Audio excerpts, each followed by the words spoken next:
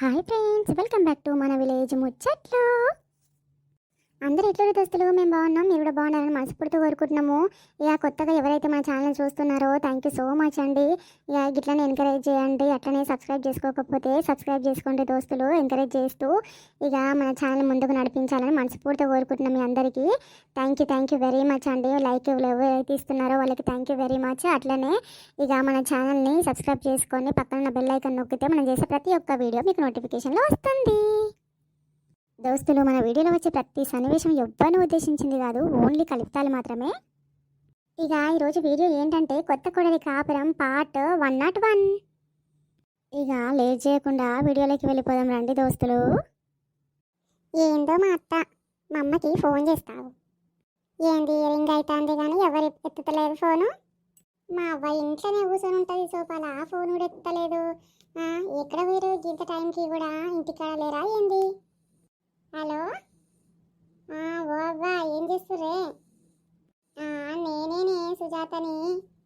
ఏంది ఎన్ని రోజులు అవుతుంది, ఒక ఫోన్ ఇట్లా చేస్తలేరు అవ్వా, మాట్లాడాలనిపిస్తలేదా? ఇక నన్ను పంపించిర్రు, మంచిగా ఉన్నారులే, ఇక ఊత పోయింది అనేసి మంచిగా ఉన్నారు. ఇక పిల్ల ఎట్లుంది, మంచిగా ఉందా లేదా, జర వలకరిద్దాము, ఫోన్ చేద్దాము అన్న ఆలోచన ఎవరికైనా ఉందా అని మా అయ్య అట్లనే పనిపోతున్నట్టున్నాడు. ఇక మా అమ్మ కూడా అట్లనే పోతుంది. ఇక నువ్వు మంచిగా టీవీ సీరియల్స్ చూసుకుంటా మంచిగా కూర్చున్నట్టున్నావు. గుర్తొస్తున్నా అని అవ్వ నీకన్నా కనీసం నేను. ఏంటిరా సుజాత అట్లా మాట్లాడబడుతుంది? ఎట్లున్నావు బిడ్డ, కులాస ఉన్నావా లేదా చెప్పు ముందు. మంచిగానే ఉన్నా. ఇగో మీ అత్త రోజు ఫోన్ చేసినప్పుడే మాట్లాడినా, అదే తెల్లారి వస్తామనేసి చెల్లెకి ఫోన్ చేసిన. ఇక మీ అమ్మ నాయననేమో పత్తులు తీయబోతుర్రు, ఇక మన చేనులో పత్తి చాలా వలిగిందంట. ఇక వాళ్ళేమో అక్కడ తిప్పల పడుతుర్రు, ఎక్కడ చేతు ఏం చేతు, పిల్లనేమో కబురు పెట్టింది అని వాళ్ళ పరిశాన వాళ్ళకుంది. నేను వస్తామనుకుంటేనేమో పిల్లకేమో పరీక్షలు ఉన్నాయంట చెల్లెలకి. ఇక పిల్ల వస్తా అనుకుంటేనే సడన్గా ఏమైందో హాస్టల్లో ఇక వాళ్ళు పంపించలేదంట. ఇప్పుడు ఇక పరీక్షలు పెట్టుకొని ఇప్పుడు పోతే ప్రిపరేషన్ ఏమవుతుంది అని అన్నారంట. అట్లని చెప్పేసి ఆ పిల్ల రాకుండా అయ్యింది. ఇక నేనేం చేతు ఒక్కదాన్ని ఏడుకంటొత్తు, నాకేమో బస్సు నెంబర్లు కనిపించవాయే, ఏ బస్సు ఎక్కి ఎక్కడ పోతానో తెలియదాయే. ఇక నేను ఎట్లొత్తు బిడ్డ చెప్పు, గట్లనేసి నేను రాలేదు బిడ్డ, నువ్వు ఇంత బాధపడతావు అనుకోలేదు. ఇక గప్ప నుంచి ఫోన్ గిట్లా చేస్తారేమో, మాట్లాడదాం అనుకుంటున్నా, కానీ ఒక్కరికి ఇట్లా ఫోన్ చేయకపోయే. మీ అత్తగా ఒక్కరోజు ఫోన్ చేసింది, మళ్ళీ ఇట్లా చేయకపోయే. ఇంకా మీ అమ్మ మీ అయ్య ఎప్పుడు వస్తారో ఏమో కానీ నాకైతే పానం గుంజుతుంది. మనవనన్న పంపించరాదు, నేను వస్తా.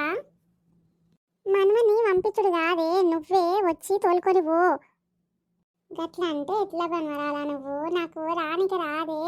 ఈయన నా కాడు పడితే ఏం లేదు, మీ వాళ్ళు అగడవుతారు, ముసలి ఎక్కడ వాయే అని చెప్పేసి నన్నేడ వెతుక్కుంటా కూర్చుంటారు చెప్పు. జరా మనవన్న అయితే పంపి బిడ్డ, నేను వస్తా. ఆయన డ్యూటీకి వెళ్ళి వచ్చేసరికి మస్తు లేట్ అవుతుంది. నీ తానికి ఎప్పుడు వస్తాడే, నిన్ను ఎప్పుడు తీసుకొస్తాడు చెప్పు. ఏమనుకుంటాడు బిడ్డను మనవరాల్ని చూడనీకే, వాళ్ళని నేనే పోయి తోలుకొచ్చుకోవాలా, వాళ్ళకి లేదా అనుకుంటారు.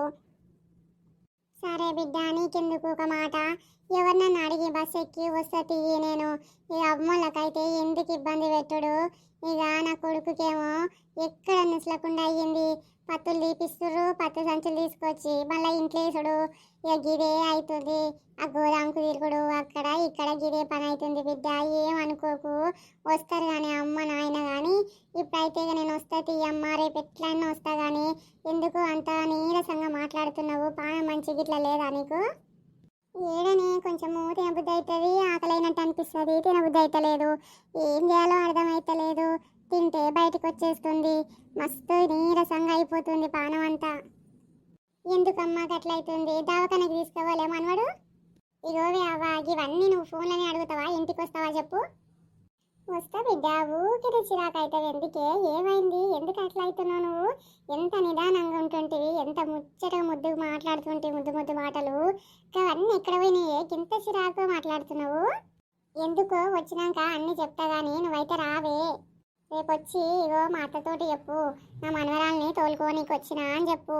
ఇక ఆమెకు నేను చెప్పలేదు ఇలా ఫోన్ చేస్తున్నట్టు, నేనే చేసినా ఉండలేక. ఇక సరేనా, రేపు పొద్దున వచ్చేసేయి.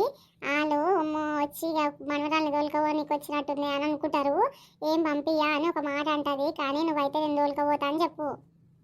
అట్లనే బిడ్డే, సరే సరే తీ, సరే రావే టైం చూసుకొని ఇక నేను మెల్లగా అన్ని చదువుకొని బయలుదేరుతా సరేనా? రేపు ఎట్లానే వస్తా బిడ్డ, నువ్వే ఫికర్ పడకు.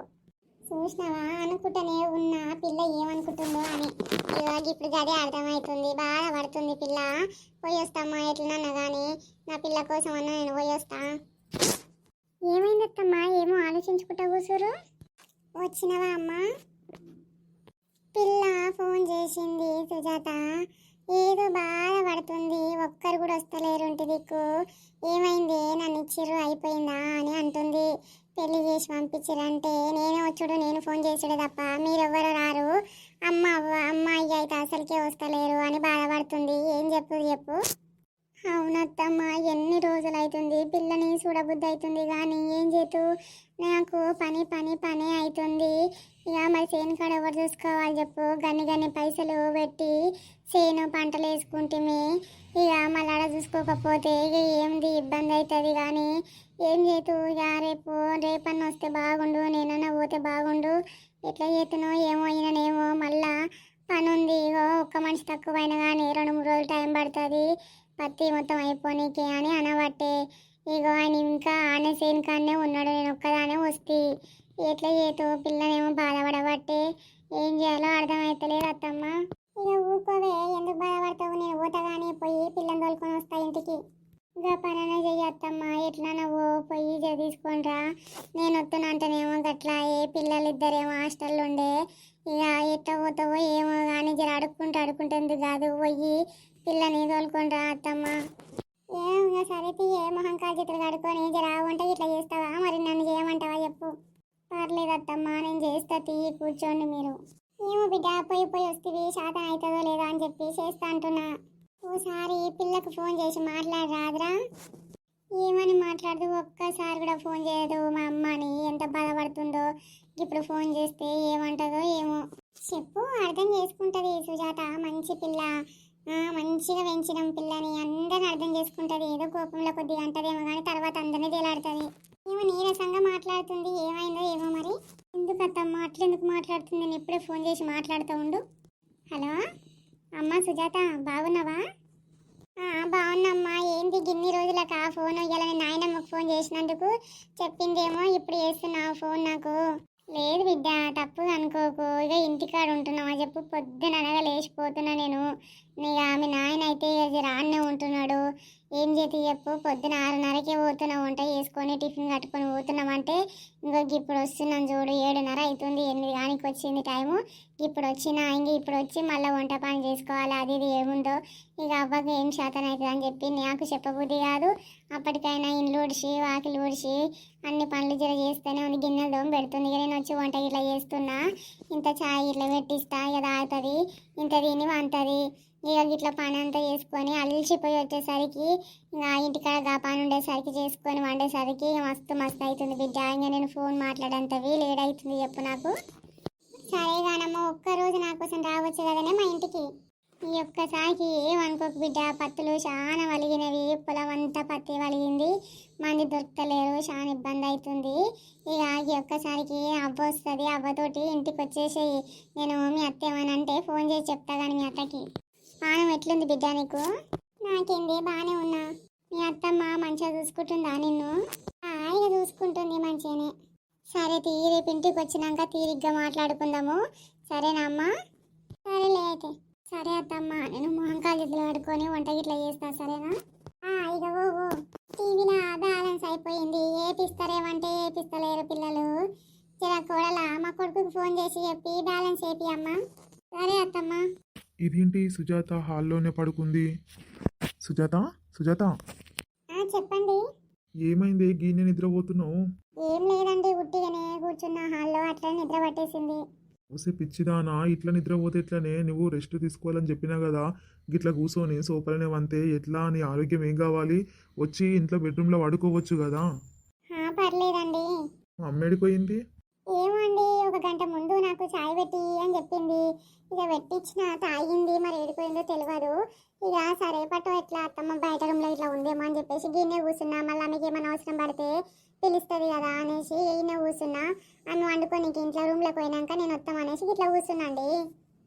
సుజాత నీకు ఎన్నిసార్లు చెప్పాలి మా అమ్మ పనులు ఏమైనా ఉంటే మా అమ్మ చేసుకుంటుంది, నువ్వు ఎవరి పనులు ఇంట్లో చెయ్యొద్దు అని చెప్పిన. అయినా కానీ మళ్ళీ కూర్చొని ఎవరన్నా ఏమైనా పని చెప్తారేమో అని హాల్లో కూర్చొని వెయిట్ చేస్తున్నా అని చెప్తున్నావు నాకు. ఇక నీకేం చెప్పాలి? ఆల్రెడీ మా అమ్మకి చెప్పిన నేను. చెప్పినాక కూడా మళ్ళీ నువ్వు అన్నీ ఇట్లాంటివి ఎందుకు చేస్తున్నావు సుజాత చెప్పు. మన బిడ్డ కోసం ఆలోచిస్తున్నావా లేదా అసలు నువ్వు? అయ్యో ఏంటండి అలా మాట్లాడుతున్నారు మరి మీరు? మరి ఏంది నీకు అంత మంచిగా చెప్పినా నేను చాలాసేపటి నుంచి వెయిట్ చేస్తున్నాను. ఇది ఏం చేస్తుందా అనుకున్నా, వాకింగ్ ఇట్లా చేస్తుందేమో, ఎందుకు డిస్టర్బ్ చేయడము, వస్తుంది లేదా అనుకుంటున్నా. అటు పోయి ఇటు పోయి గంటన్నర అవుతుంది ఇంకా వస్తలేదు, ఇంకా వాకింగ్ చేస్తుందా అని వచ్చి చూస్తే ఆళ్ళ నిద్రపోయినావు. ఎట్లా నువ్వు ఇట్లా ఉంటే నీ ఆరోగ్యం ఏం కావాలి? ప్లీజ్ బంగారం నేను చెప్పింది విను, ఎందుకు ఇట్లా చేస్తున్నావు? నిన్ను కాదు అసలు అనవలసింది మా అమ్మని. మా అమ్మ రా అని చెప్తా మా అమ్మ సంగతి. ఏమండి అత్తమ్మని మనకండి. నువ్వు లోపలికి నడువు ఇప్పుడు. నువ్వు రూమ్లోకి వెళ్ళు, నేను ఇప్పుడే వస్తా. సరేలేండి. మా అమ్మకి దీన్ని చాలా జాగ్రత్తగా చూసుకో అమ్మా, జరా డాక్టర్ రెస్ట్ చెప్పిండని చెప్తే మా అమ్మ ఈ పిల్ల మీదనే పనులన్నీ నువ్వుకి ఏడుకోయినట్టు. నాకు తెలిసి ఇది అప్పటి నుంచి వాకింగ్ చేయలేదు, ఇంట్లో పనులన్నీ చేసుకుంటా కూర్చున్నట్టుంది, అలసిపోయింది. వచ్చి సోఫాలో అట్లనే కూర్చొని నిద్రపోయింది.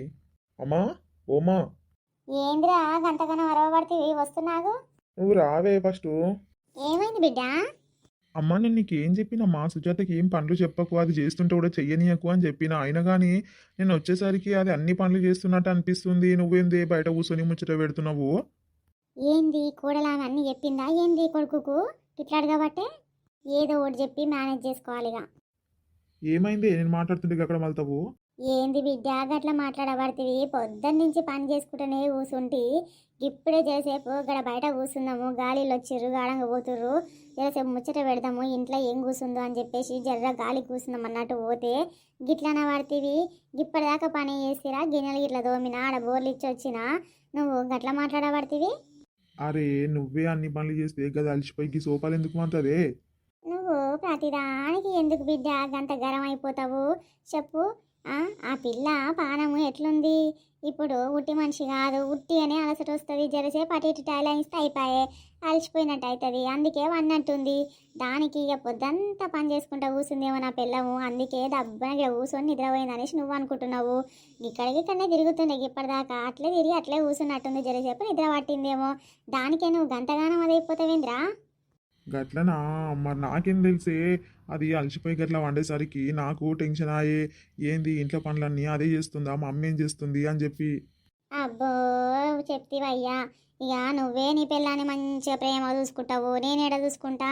ఇక నాకు రేపు మాపు మనవడు వస్తున్నాడు అని చెప్పేసి నేను ఆ సంతోషంలో అన్ని మంచిగా చేస్తుంటే పనులు నువ్వేంద్రా గట్లనే పడుతుంది? సరే సరే ఏం ముచ్చట పెడుతున్నావే, మళ్ళా పొద్దున్న లేచేది ఉంటుంది, పనులు ఉంటవి, పోయి వండుకోపోరాదు. లేదు బిడ్డ నిద్ర వస్తలేదు ఎందుకో ఏమో, అందుకే నిద్ర రాకనే గాడిగిడ గుమసోని ముచ్చట్లు పెడుతున్నా, నువ్వు పిలిస్తీవి. సరే నేను వండుకుంటా, అలసిపోయింది నాకు, పని వరకు ఎక్కువ ఉండే ఇవాళ ఆఫీస్లో, ఇక పోయి వండుకుంటా. పో బిడ్డ పో పో పడుకోపో. నాకేం పని, పొద్దుటి నుంచి కోడలి పిల్లని అన్ని పనులు చేసుకుంటుంది, పని లేదేం లేదు, పానమేమో అలుస్తలేదు. కూలి పోయినప్పుడేమో చేనులో పనికి పోయినప్పుడు వాళ్ళతో వీళ్ళతో పనులు చేయించుకుంటూ ఆడికిడికి తిరుగుతుంటే జర అలసిపోయినట్టు అవుతుండే, దబ్బున నిద్ర పడుతుండే. ఇప్పుడేమో పని లేదు ఏం లేదు, నిద్రనే వస్తలేదు, అటు నుసిలి ఇటు నుసిలి వాళ్ళతోటి ముచ్చట పెట్టి వీళ్ళతోటి ముచ్చట పెట్టి గింత టైం అయ్యింది, అయినా కానీ నిద్ర వస్తలేదు ఏమొస్తలేదు. ఈ అమ్మ పనికి పోతేనే మంచిగా నిద్ర వస్తుంది, ఏం పని చేయకుంటుంటే సుఖంతో కూడా నిద్ర రాదు. చేతామంటేనేమో నడవంగుతలేదు, పని చేద్దామంటే చేయకపోతేనేమో అలసిపోతలేదు. తిన్నది అరగంది నిద్ర ఏం పడుతుంది నాకు. అబ్బో జ్ఞానిత సంగతి అడుగుదామని అనుకుంటూనే ఉన్నా, అడుగుతానే లేని ఎవరికి ఎట్లా తెలుస్తుంది అబ్బా? మొన్నటి నుంచి ఒక్కటి షోలో పడతలేదు, ఏదేదో జరిగింది అని ఇంకా బక్కవ చెప్పే, కానీ ఒక్కటి కూడా షోలో పడకపోయే. రేపొద్దున ఎట్లయినా సరే కూలీలను పిలవనీకి పోయి తెలుసుకోవాలి, విచారించుకోవాలి ఏం జరిగింది అనేది. ఇక స్వాతి అయితే మంచిగా చెప్తుంది. ఈ ముసలిది చెప్తుందేమంటే తిట్టకానికే పెట్టింది, ఒక ముచ్చట కూడా చెప్పకపోయే. ఏమాయే గిమి గింతసేపాయే లోపలికి పోయి ఇంకా రాకపాయే, అలా కొడుకు పిలిచి అని వాయే ఇంకా రాకపాయే. ఒక ముచ్చట్నని చెప్తే పోతుంటే కదా, పోవే నేను పోతున్నా లోపలికి అని, జర్రసేపు కూర్చోవే ఇప్పుడు వస్తాను పోయింది, ఇంకా రాకపాయే. మర్చిపోయిందా ఏంది నన్ను వాకిట్లో కూర్చోబెట్టిపోయి వన్నదా? పిలుస్తున్నా ఏమంటాడు ఏమో ఆ పిల్ల కొడుకు.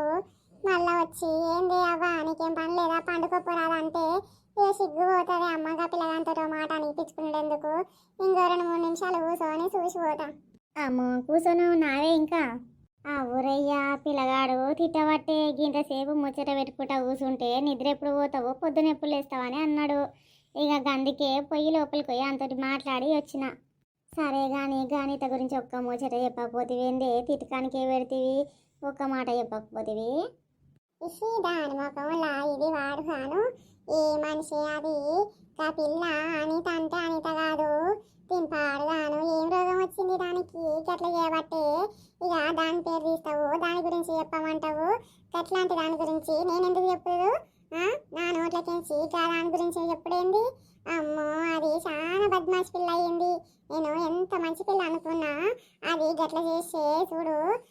దాని గురించి నా నోటి నుంచి చెప్పమంటావు? నేను చెప్పను తల్లి, పాడుగాను. వాయమ్మో ఏంది అబ్బా, ఒక్కటే తిట్టకానికి పెడితివి, ఒక్క ముచ్చట చెప్తలేవు. నీకు అంత కోపం ఎందుకు వస్తుంది ఆ పిల్ల మీద, అనిత మీద? జర చెప్పరాదే.